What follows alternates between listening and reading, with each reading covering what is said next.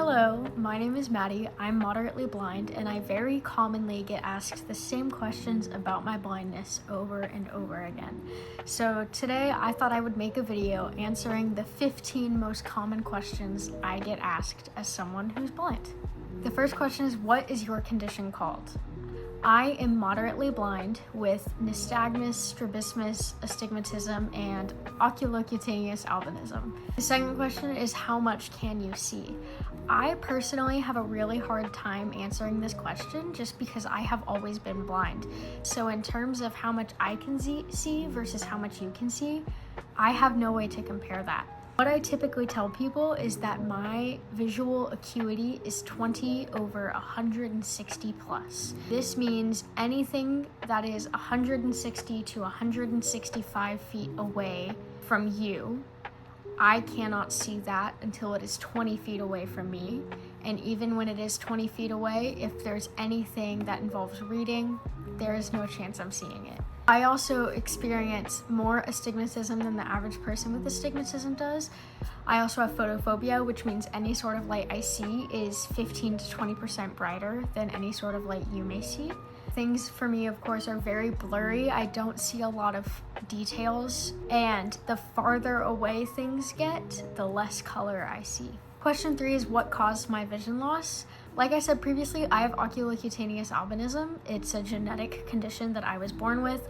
Both of my parents had the gene. Neither of them knew prior to having me, since it's a recessive gene. When I was 4 months old, doctors finally realized that I was completely blind. My vision was not coming back, and I was diagnosed with albinism. I have OCA too, and that's what causes all of my eye conditions. Question 4 is, do I use a cane or a guide dog?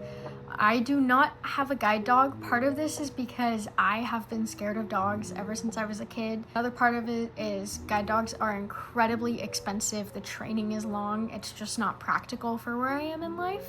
But I do use a cane. This past summer, I was able to get cane training, and now I use one almost every day. Question 5, I laugh every time I get this question still without fail, is, do I have super hearing?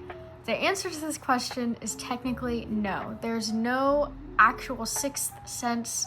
You don't really have stronger hearing, smelling, or tasting abilities as someone who is blind. However, because I am blind, I rely more on my other senses than I do my vision. So it's not that I have better or super hearing than people with 20/20 vision. It's just that I rely on it more. I'm more in touch with it. So I've just learned to use it more. Question 6 is, did I attend a specialist school? These are also known as state schools for the blind. I did not. I would get pamphlets every year. I would get offers to go every year. I had people try to persuade me to go every single year, but my family and I made a decision that that was not best for me. It was very important for me that if I was able, I grew up in a diverse classroom. It was also very important for me that I was integrated into general education as much as possible. I did grow up in the special education program with an individualized educational plan, also known as an IEP, meaning I had accommodations through school, I had ARD meetings. Some of my classes were inclusion classes, meaning I had a special education teacher with me. I even took college courses while in high school. I took AP classes and passed AP tests. Every blind person is different, so everyone would answer all of these questions differently. I was also very lucky to grow up in a school district that had resources to provide me with an orientation and mobility specialist, vision therapist, and vision teacher, as well as all of the accommodations I needed to successfully make it through in general education programs. Question 7 is, what assistive technology do I use? I have used a wide range of different assistive devices through my entire life, such as CCTVs, telescopes, handheld magnifiers, e-sight glasses. I have tried basically everything under the sun. I also own a bunch of things as well. My favorite thing that I actually use every day is my bioptic telescope, which is actually the one visual aid that I was not given through my state's workforce commissions. But it is by far my favorite because it is incredibly portable. I just wear it on my face all the time. It's one of the few visual aids that I don't have to charge. It gives me a lot of independence. Question 8, I get asked this one a lot, and it's a very conflicting question, is do I hope for a cure? I personally have mixed opinions on this. I remember first getting asked this question when I was 11 years old, along with the quote, "If I had your vision, I would kill myself." That was really heavy as an 11-year-old, and it's something I think of every single day. And since that day, I've thought really, really hard of, do I hope for a cure? I like to think that I don't. This is how I was born. This is how I've lived my entire life. I have learned to navigate and adapt, and I'm very proud to be who I am. I'm very proud to be blind. There are some times where I will see clinical trials happening. I remember in 2020 reading about iris transplants that were giving people their vision back, and there was a study that came out a couple weeks ago where 6 people who were completely blind had surgeries and had restored vision. And I see those things, and it gives me so much hope and so much excitement, but I still don't know if that's something I'd want to go through. Even if they said 100% you would get vision back, you would be able to see 20/20, I don't know whether or not I'd want to do it, because this is a big part of my life, and as much as it sucks sometimes, I also don't know what I would do if I did have perfect vision. Question 9 is a very considerate question, and that is, when and how should fully sighted people help?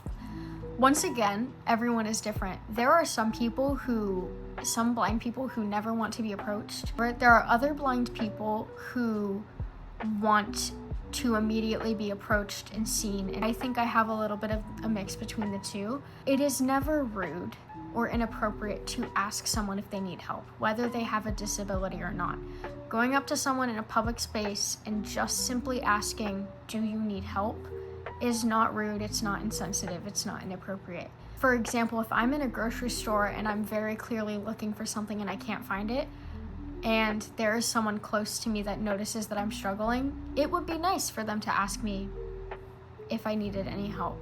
But I, as well as a lot of other people I know, don't appreciate is when I am doing something independently, when I am okay, and just because they see the white cane or my glasses, they decide to assume that I cannot be independent and ask for help. Question 10 is, what careers are you considering? Did you have to eliminate any career options that sounded good but wouldn't be feasible with your visual impairment? As a child, I always wanted to work in healthcare.